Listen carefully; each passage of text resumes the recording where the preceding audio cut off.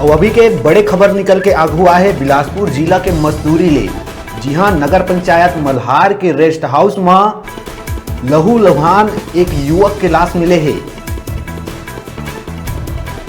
बता दें कि मस्तूरी के नगर पंचायत मल्हार रेस्ट हाउस के पाछू युवक के खून ले सनाए लाश मिले है।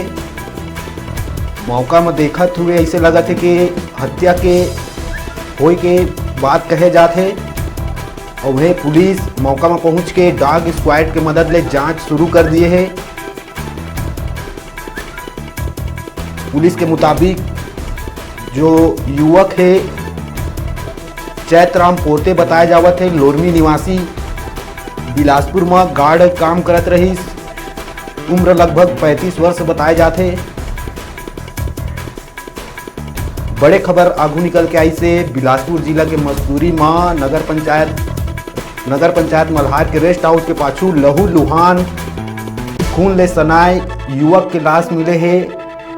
हत्या के आशंका जताए जावत है और उन्हें पुलिस मौका में पहुंच के डॉग स्क्वाड की मदद ले जांच शुरू कर दिए है।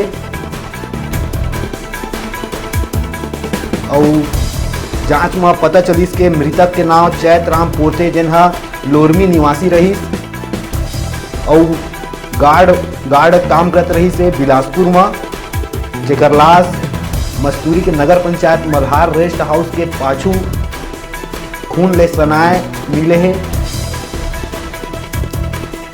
पुलिस में मौका जांच करत है। आशंका जताए जाते कि हत्या हुई है।